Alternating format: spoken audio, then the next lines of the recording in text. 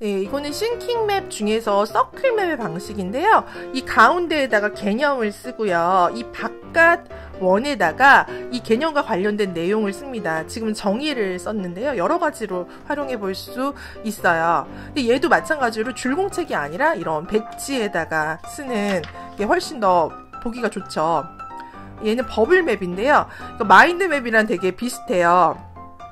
가운데 주제를 쓰고 이렇게 가지로 뻗어나가는 방식인데, 마인드맵은 이 가지와 가지를 연결하는 게 얘보다 좀 복잡해요. 여기는 굵고 점점 가늘어지죠. 근데 이 버블맵은 생각을 확장하는 데 있어서는 비슷하지만 마인드맵보다 그리기가 좀 쉬워요. 근데 얘도 지금 종이 줄공책에다 있는데 앞서 이런 백지에다 한 게 더 보기가 좋죠. 이거는 더블 버블맵, 굉장히 많이 쓰이는 방식입니다. 두 개의 개념을 쓰고요.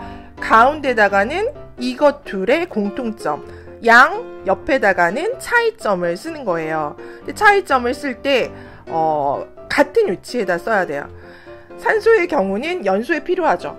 이산화탄소는 연소를 막습니다. 그러면 데칼코마니로 서로 대칭이 되게 쓰는 거예요, 자리를. 산소는 공기의 21%를 차지하는데 이산화탄소는 공기의 0.0%죠. 이것도 마찬가지로 대칭이 되게 썼습니다.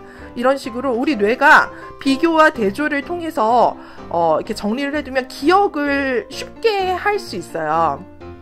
많이 쓰이는 그런 방식이에요. 얘도 마찬가지로 중률공책보다는 선이 없는 이런 데다 정리하는 게 더 낫죠, 보기가.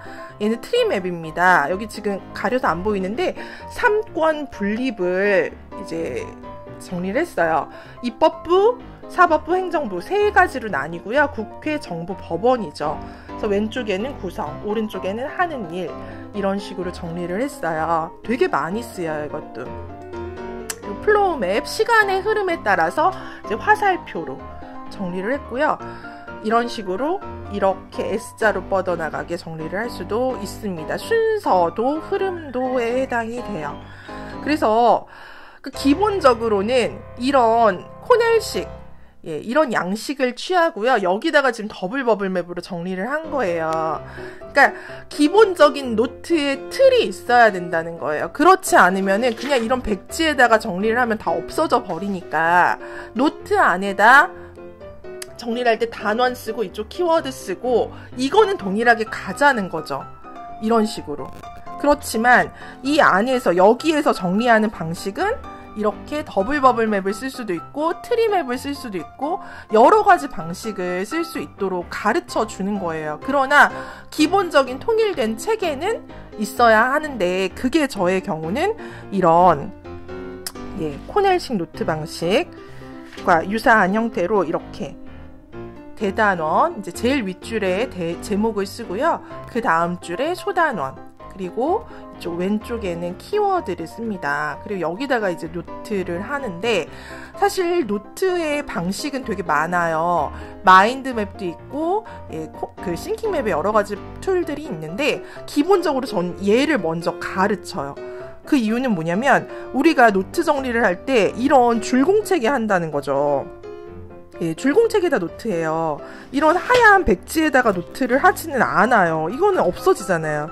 그래서 일정한 노트를 사다가 그 안에다가 정리를 하는데 그 줄공책에 노트 정리를 하기에 이 방식이 제일 깔끔하고 기본이 됩니다. 그래서 어떤 통일된 체계가 있어야지 나중에도 들여다볼 수가 있어요. 그리고 정리가 잘 됩니다. 근데 궁극적으로는 나에게 최적화된 노트를 만들기가 목적이기 때문에 여러 가지 방식을 이제 배워 나가지만 기본적으로는 이제 얘에서 출발을 하는 거예요. 이거는 코넬식 노트 방식이랑 되게 비슷해요. 저도 사실 이걸 몰랐는데 저는 중고등학교 때 제가 이런 방식으로 노트를 했고 나중에 알았어요. 이게 코넬식 방식이랑 유사하구나 라는 걸. 근데 이게 코넬 방식이에요. 코넬 방식은 이 요약 영역까지 있는 거예요. 제목, 단서, 필기, 요약 이렇게 4가지 칸으로 나뉘어 있는데 이건 저는 지웠어요. 왜냐면 초등학생들에게 이거 너무 어려워요. 요약까지 하는 거는. 그리고 얘는 강의를 들으면서 그 듣는 중에 필기하는데 최적화된 방식이에요.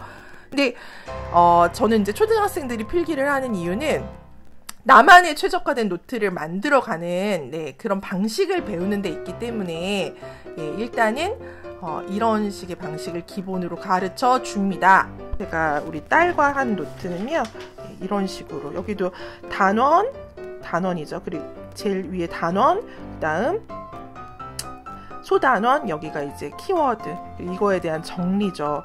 이 정리 방식은 여러 가지로 할 수 있어요. 그러나 기본적인 틀이 있어야 이거 정리도 할 수 있다는 거죠. 그 틀을 저는 이런 노트, 줄공책을 활용하는 방식으로 알려드린 거고요. 차차 여러 가지 그 정리 양식 포스팅 해볼게요.